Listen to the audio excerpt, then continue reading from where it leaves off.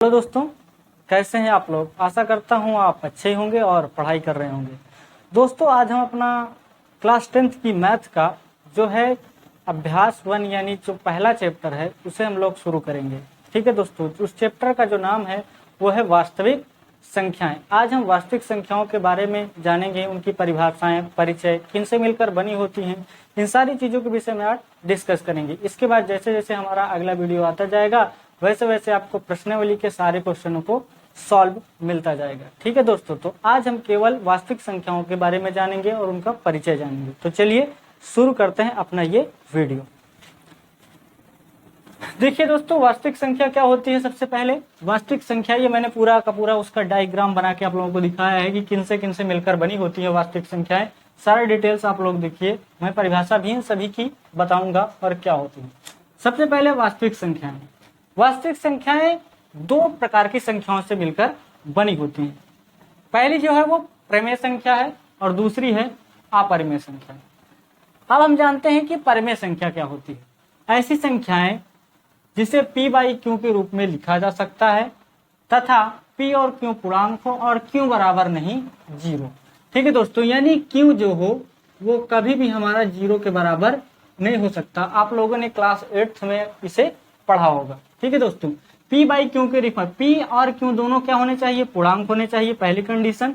दूसरा कंडीशन क्या है कि q को कभी 0 के बराबर हम नहीं रखते हैं। अगर किसी ने लिख दिया 3/0 तो ये दोस्तों हमारी परिमेय संख्या नहीं कहलाएगी। क्यों नहीं कहलाएगी? क्योंकि ये हमारा नीचे वाली जो संख्या है वो क्या हो गई, 0 हो गया। यानी q जो है हमारा क्या हो गया, 0 हो गया, इसलिए ये परिमेय संख्या नहीं होगी। बाकी ये सारी संख्याएं जो है परिमेय संख्या, मैंने जैसे लिख रखा है उदाहरण 3/2, 4/5, 3, 5, ये भी परिमेय संख्या है। क्यों है? आप लोग कहेंगे कि इसमें p/q के रूप में नहीं लिखिए। देखिए, अगर इसके नीचे आप लिखना चाहो तो एक इसके नीचे भी लिख सकते हैं, एक इसके भी नीचे लिख सकते हैं।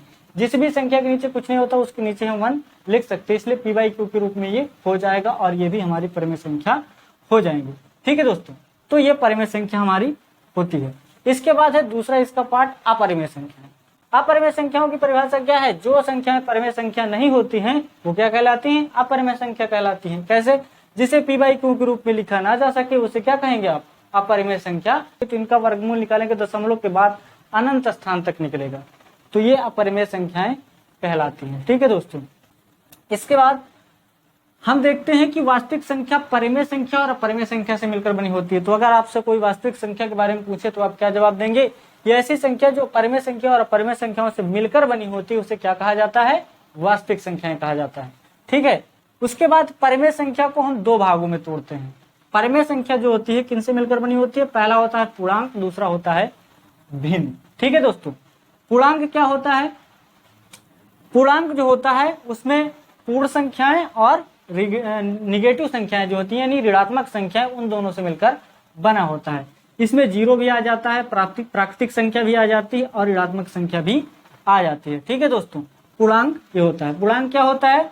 ऐसी संख्याएं जो ऋणात्मक संख्याएं और पूर्ण संख्याओं से मिलकर बना हो उसे क्या कहते हैं, पूर्णांक संख्याएं कहते हैं। ठीक है, इसका उदाहरण मैंने रखा है -3, -2, -1, 0, 1, 2, 3 आदि।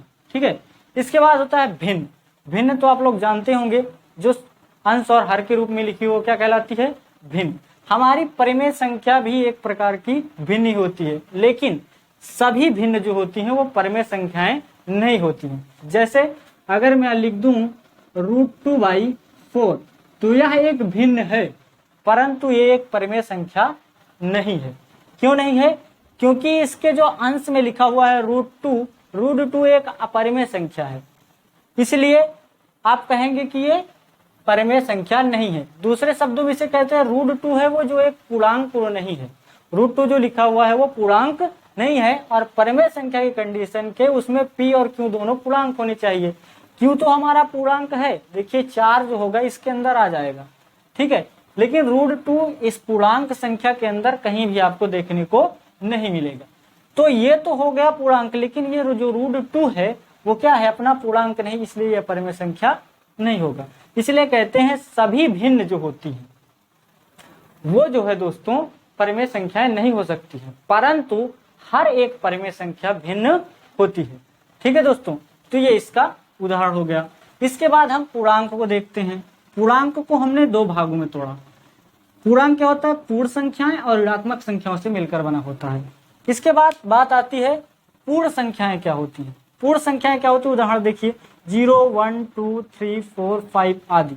यानी प्राकृतिक संख्याओं और शून्य को जब हम मिला देते हैं तो क्या बन जाती है? वो पूर्ण संख्याएं बन जाती है। इसके बाद इधर देखते हैं, इधर दिया हुआ है ऋणात्मक संख्याएं।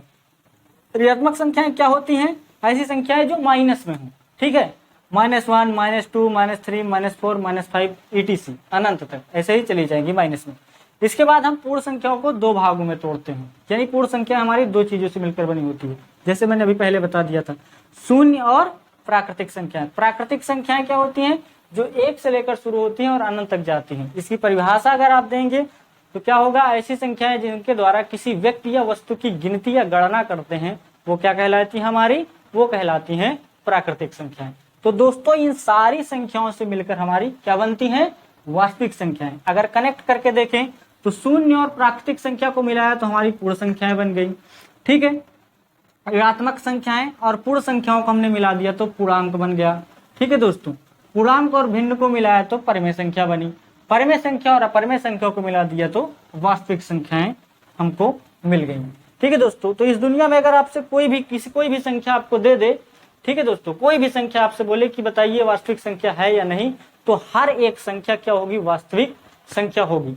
केवल एक ऐसी संख्या होती है जिसे आप √-1 कहेंगे। ये ऐसी संख्या है जो होती है भैया वास्तविक संख्या नहीं होती है। इसे आप लोग यहाँ नहीं, अगर मैथ्स पढ़ेंगे आप क्लास 11th में जब आ जाएंगे तो इसके विषय में आप पढ़ेंगे, ठीक है दोस्तों। ये काल्पनिक संख्या होती है, इसे आयोटा से प्रदर्शित करते हैं। इसे आप लोगों को यहाँ नहीं जानना है। आपके चैप्टर में केवल वास्तविक संख्याएं हैं तो आपको केवल वास्तविक संख्याओं के बारे में जानना है। तो इसको ध्यान रख सकते हैं आप कि √-1 को छोड़ करके हर एक संख्या जो है वो सारी संख्याएं क्या कहलाती हैं? वास्तविक संख्याएं होती हैं। अगर आपसे कोई सोचे प्राकृतिक संख्या वास्तविक संख्या होती है तो आप बिल्कुल कहेंगे हाँ, प्राकृतिक संख्या जो होती है वो वास्तविक संख्या। √2, √5, √7 आदि ऐसी संख्याओं को पूछे कि ये वास्तविक संख्याएं हैं तो आप कहेंगे हाँ बिल्कुल। मतलब जितनी भी ये सारी संख्याएं होती हैं वो सारी संख्याएं किसमें आ जाती हैं? वास्तविक संख्याओं में आ जाती हैं, ठीक है दोस्तों। तो ये था हमारा वास्तविक संख्याओं का इंट्रोडक्शन यानी कि परिचय। इसके बाद हम लोग अपने अगले वीडियो में प्रश्नावली जो 1 होगी उसे हम लेकर आएंगे, ठीक है।